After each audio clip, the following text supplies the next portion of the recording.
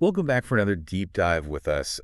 Today we're going to be looking at something called doxography. Doxography. Yeah, The fun one.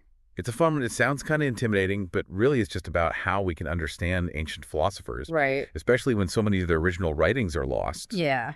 So it's like we have this huge jigsaw puzzle Yeah. of ideas, but we only have like a handful of pieces. Exactly. And that's what makes it so fascinating, right? It's like detective work, but for philosophy. I like that. Yeah, we're piecing together ancient thought from just these little fragments and secondary sources, and we're trying to figure out, what these thinkers really believed. So how do we even begin to do that? Well, that's what we're going to dive into today. Okay. Our main guide for this deep dive is going to be the Stanford Encyclopedia of Philosophy's entry on doxography of ancient philosophy. Okay, so right off the bat, Yeah. what exactly is doxography? So the Stanford Encyclopedia defines doxography as focusing on the core tenets or doctrines of these ancient philosophers. Not just, isolated quotes here and there. Right. It's about understanding their systematic beliefs, their arguments, their whole worldview, even if we don't have every single thing they wrote. So it's not about just cherry-picking catchy phrases. Right. It's about, like, reconstructing an entire philosophical system. Think of it this way, like, imagine trying to understand Plato, but all you have is what Aristotle wrote about him. Oh, wow. Would that be a complete picture? Would it even be accurate? Yeah, that's a good point. Because Aristotle, had his own philosophical agenda, and his interpretation of Plato was probably, influenced by that. Right, so he's going to be putting his own spin on it Exactly. to make Plato fit into his... Exactly. Exactly. And to really understand those nuances, we have to look at the doxographers themselves. Okay, so who are some of these key players in the doxography game?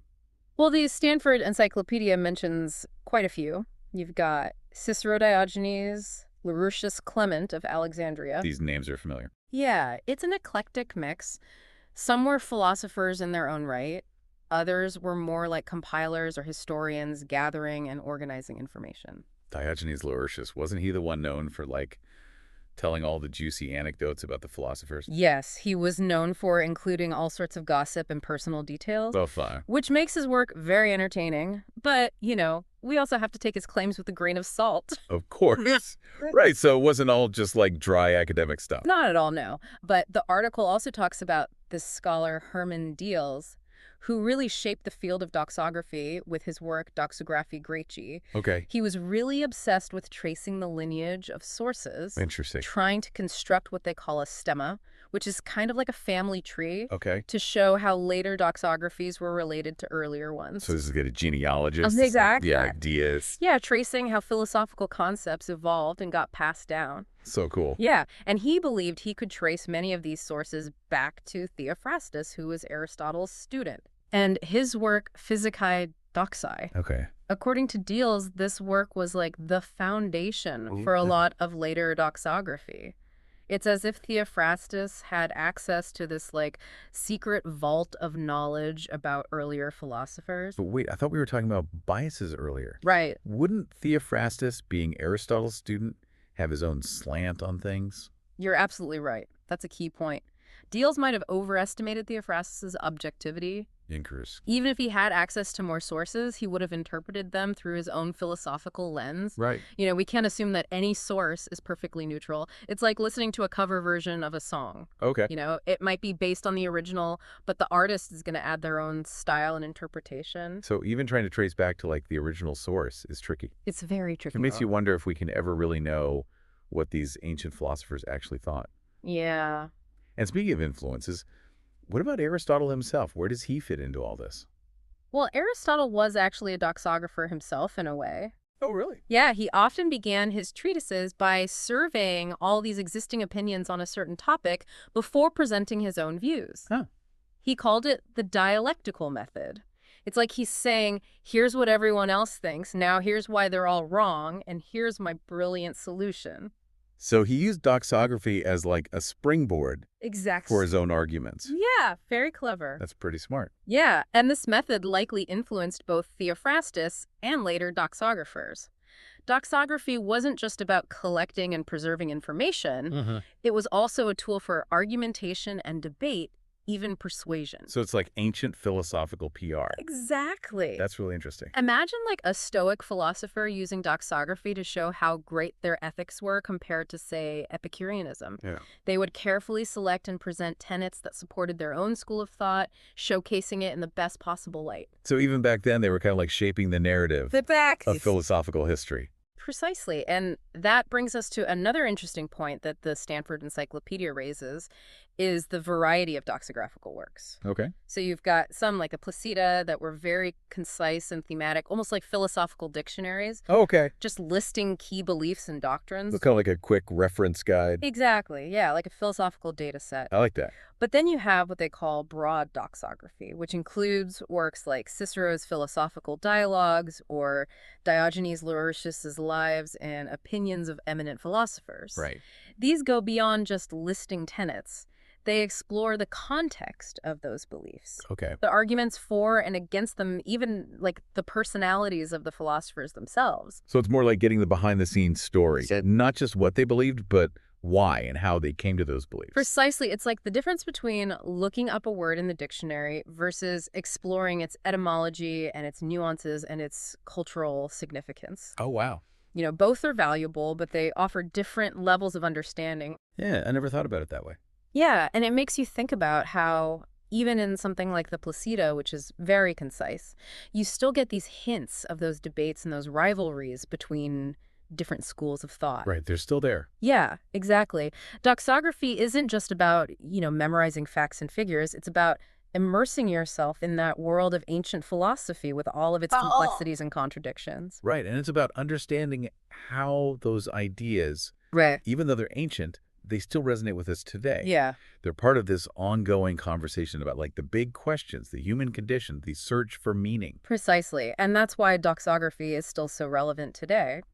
It helps us understand the roots of our own philosophical traditions, to see the world through the eyes of those who came before us, even if it's through this lens of interpretation and reconstruction. It's almost like we're having this conversation Yeah. with those ancient philosophers across centuries. Exactly. And that conversation can be incredibly enriching, even if it's mediated through these layers of interpretation. It reminds us that philosophy isn't static. Right. It's an ongoing dialogue, a search for understanding that continues to this very day. So for all its challenges, doxography offers us a way to connect with that rich tapestry of ancient philosophical thought. Exactly. And it really highlights the detective work involved in doxography. Yeah, it's like we're not just piecing together these philosophical puzzles, we're also trying to figure out the puzzle makers themselves. Right. But if we're always having to like question the reliability of our sources, how can we actually use doxography to understand ancient philosophy? That's where the real skill comes in. It's not just about collecting and organizing the information, it's about critically analyzing it. You have to consider the context of each source, its potential biases, its relationship to other sources. It's a constant process of comparing, evaluating, and interpreting. So it's not enough to just read what a doxographer wrote. We have to kind of read between the lines too. Exactly. You're trying to reconstruct this puzzle where some pieces are missing and others are damaged, and you're not even sure what the final picture is supposed to look like. It sounds incredibly challenging. It's like an academic obstacle course. It is. But I imagine it must be pretty rewarding when you start to see those connections emerge. Oh, absolutely. When you start to identify the underlying arguments, the assumptions, you begin to glimpse the outlines of a lost philosophical system. It's a real thrill. It's like those aha moments when you're working on a really tough puzzle and suddenly a whole section falls into place. Exactly. You mentioned earlier that the Stanford Encyclopedia talks about broad versus narrow doxography. Yes. Could you unpack that a little bit more for us? Of course. So narrow doxography is what deals really focused on those concise thematic presentations of philosophical tenets like we see in the Placida. Okay. It's about presenting the what of ancient philosophy, the core beliefs and doctrines, almost like a philosophical data set. So it's like a quick reference guide to the main ideas. Yeah. Exactly. But then you have what we call broad doxography, which includes works like Cicero's Philosophical Dialogues or Diogenes Laertius's Lives and Opinions of Eminent Philosophers. Okay.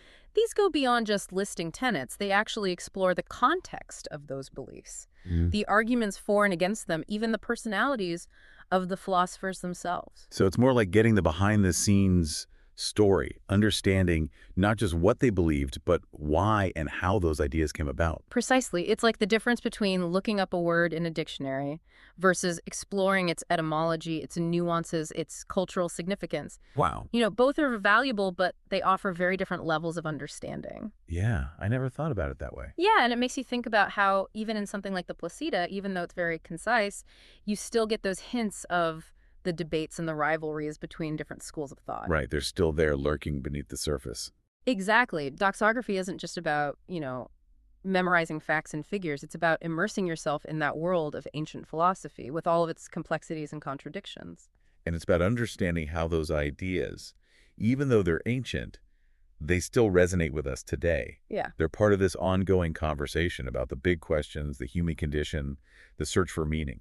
Precisely. And that's why doxography is still so relevant today. It helps us understand the roots of our own philosophical traditions, to see the world through the eyes of those who came before us, even if it's through this lens of interpretation and reconstruction. It's almost like we're having a conversation with those ancient philosophers across the centuries. Exactly. And that conversation can be incredibly enriching, even if it's mediated through these layers of interpretation. It reminds us that philosophy isn't static.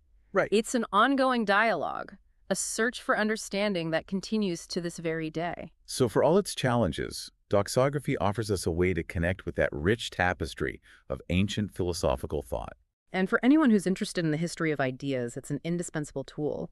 It allows us to trace those philosophical lineages, to understand how different thinkers influenced one another, to appreciate just how deep and complex ancient thought really was. It's like being given this box of puzzle pieces, but instead of a simple picture, you're trying to reconstruct an entire world of ideas. A world that continues to shape our own understanding of ourselves, the universe, and everything in between. Yeah, it really is like we're archaeologists, but instead of, digging for artifacts, we're digging for ideas. And just like archaeologists have to be aware of how their own presence can disturb a site, we have to be mindful of our own biases and assumptions. The way we view the world today inevitably shapes how we interpret the past. It makes you realize that there's no such thing as a perfectly objective viewpoint, even when we're studying something as seemingly distant as ancient philosophy. That's what makes it so intellectually stimulating, though we're constantly challenging our own assumptions, grappling with these different perspectives, and realizing that there's always more to learn and discover. It's like peeling back layers of an onion. You're constantly revealing new depths and complexities. And in a way, that's the essence of philosophy, isn't it? Asking questions, challenging received wisdom, exploring those fundamental mysteries of existence. Doxography gives us this unique window into how those questions were tackled by some of the greatest minds in history. Yeah, it's humbling and inspiring at the same time. Humbling because it shows how much we don't know, and inspiring because it shows just the enduring power of these ideas. Absolutely. And even though we might never fully recover all the lost works of ancient philosophy, doxography allows us to keep those conversations alive, Right. to learn from those who came before us, to connect with that long lineage of philosophical inquiry. So despite all the complexities and challenges, doxography ultimately gives us this incredible tool for understanding the evolution of philosophical thought. And for anyone who's ever wondered where our own ideas come from, how our own ways of thinking have been shaped by the past, it's an essential field of study. Doxography allows us to trace those influences, those connections, to see how ideas have evolved over time.